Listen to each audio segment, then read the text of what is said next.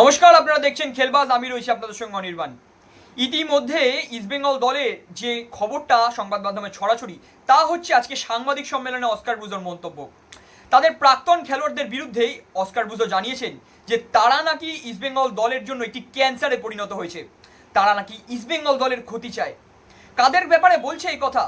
সন্দীপ নন্দী, রহিম নবী, অ্যালভিরো ডিকুনার মতো খেলোয়াড়, যারা কিনা একসময় ইস্টবেঙ্গল দলের জার্সি গায়ে দাপিয়ে ফুটবল খেলেছে। এই মন্তব্যের পরিপ্রেক্ষিতে কি বললেন তারা, তাই আমরা সরাসরি জেনে নেব খেলবাজের পর্দায়। আসুন শুনে নেব কি বলছেন তারা।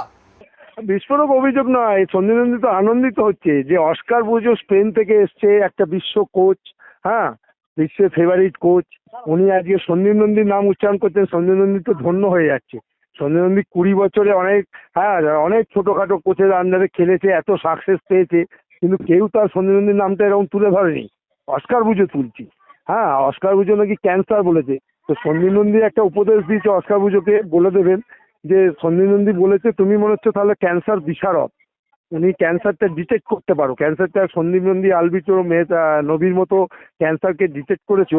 তাই সন্দীপ নন্দীর উপদেশ, তুমি যেখানে বিশ্ব ক্যান্সার নিয়ে মানে একদম ইয়ে রয়েছে, এখনো সে ক্যান্সারকে দুরারোগ্য করতে পারছে না।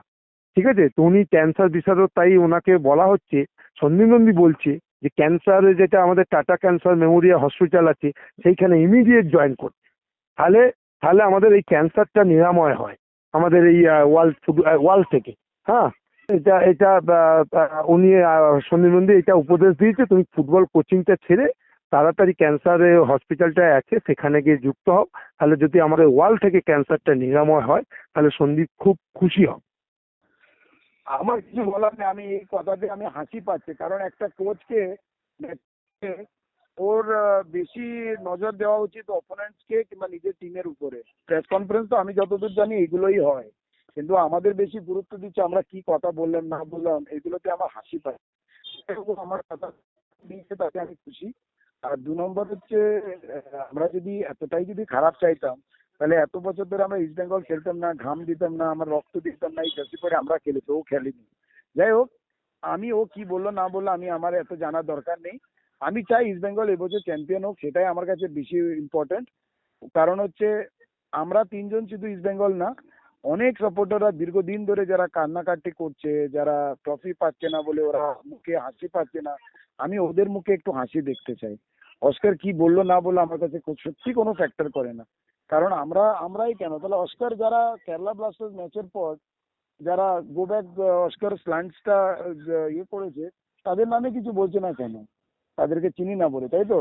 তো এইগুলো তো স্বাভাবিক। আলভিটো, নবী, নন্দী, আমাদের 3জন নোটেবল, 3জন একটা সেলিব্রিটি মানুষ, তাদের নাম নিতে খুব সুবিধা। কিন্তু যাই হোক, আমি আর বেশি কিছু বলতে চাই না। আমি শুধু চাই অস্কার দুজন টিমকে নিয়ে চ্যাম্পিয়ন যদি হয়ে যায়, আমি তাতে খুব খুশি খুশি হব। আচ্ছা, আমি আরেকটা প্রশ্ন তোমাকে জানতে চাইবো যে যেহেতু সন্দীপ নন্দীর সাথে অস্কার পুজোর একটা মতানৈক্য হয়েছিল এবং সন্দীপদার দায়িত্ব ছেড়ে দিয়েছিলেন, তারপরে তোমরা সন্দীপদার পাশে দাঁড়িয়েছিলেন তোমাদের সতীর্থ বলে, তার জন্যই কি তোমরা অস্কারের রোষানলে পড়লে? দেখো, আমি তো সেরকম কোনোদিন কোনো খারাপ কিছু বলিনি। আমি শুধু বললাম এই ম্যাটারটাকে একটু হালকা করে শর্ট আউট করলে আরো ভালো হতো। তাতে আমার মনে হয় একটা রিপোর্টাররা যখন এক প্রাক্তন ফুটবলারকে জিজ্ঞেস করে, তাতে তো এই আমাদের কাজ এগুলো একটা কিছু একটা কমেন্ট করা, সেটা পজিটিভ হোক নেগেটিভ হোক। একজন খুশি হবে, একজন হয়তো অফেন্ডেড ফিল হবে, কিন্তু সেদিন তো আমি কিছু এমন কিছু বলিনি। আমি তো সবসময় বলি এই situation as a professional coach আর as a professional goalkeeper coach, দুজনকে একদম সিচুয়েশন যদি হালকা করেন আর কিংবা ভালো করেন যদি শর্ট আউট করা যেত, তো এটা একটা ভালো হতো। এবার ও যদি মনে করে সেই দিন আমি ওর নামে কিছু বলেছে কিংবা তার আগে কিছু বলেছে, এটা তো আমাদের কাজ। আমি তো খারাপ কিছু বলিনি। আমি তো সবসময়, যদি কেউ সাংবাদিক আমাকে জিজ্ঞেস করে, আমি সবসময় বলেছে ওর কোন জায়গায় স্ট্র্যাটেজিটা ভুল হলো, কি করলে টিমটা হয়তো জিততে পারতো, কি করলে হয়তো টিম ড্র পেত। এগুলো তো স্বাভাবিক। এগুলো ওয়ার্ল্ড ওয়াইড তুমি যাও দেখো, সব প্রাক্তন ফুটবলাররা কিছু না কিছু কথা বলে। কখনো কখনো এগুলো একটু টিমের জন্য ভালো। Negative criticism is a positive criticism. কিন্তু এটাকে যদি অস্কার পেছন যদি নেগেটিভ হিসাবে যদি নেয়, তাহলে তো আমার কিছু বলার নেই।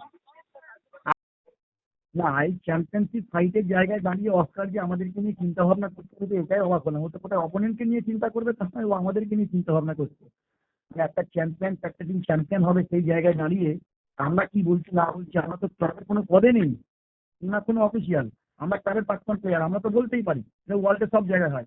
সেখানে আমাদের কথাটাকে এত গুরুত্ব দিচ্ছে কেন? ও তো নিজের টিমের প্রতি ফোকাস করুক, সামনের ম্যাচগুলো, পাঞ্জাব ম্যাচটা কিভাবে জিততে হবে। আর আমরা তো যা ট্রফি দিয়েছি ও ট্রফিতে ঢাকা পড়ে যাবে। অস্কার কি এখনো আশা করে কোনো ট্রফি দিয়েছে? ওকে আগে ট্রফি দিতে বলো, তারপর কথা বলতে বলো।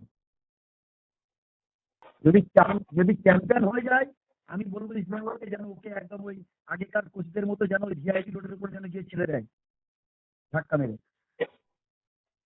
আপনারা শুনে নিলেন সন্দীপ নন্দী, অ্যালভিটো ডিকুনা এবং রহিম নবীর বিস্তারিত বক্তব্য আজকের সাংবাদিক সম্মেলনে করা গুরুত্বপূর্ণ মন্তব্যের পরিপ্রেক্ষিতে। এরকমই গুরুত্বপূর্ণ খবরাখবর জানতে অবশ্যই চোখ রাখুন আমাদের চ্যানেলে। ধন্যবাদ।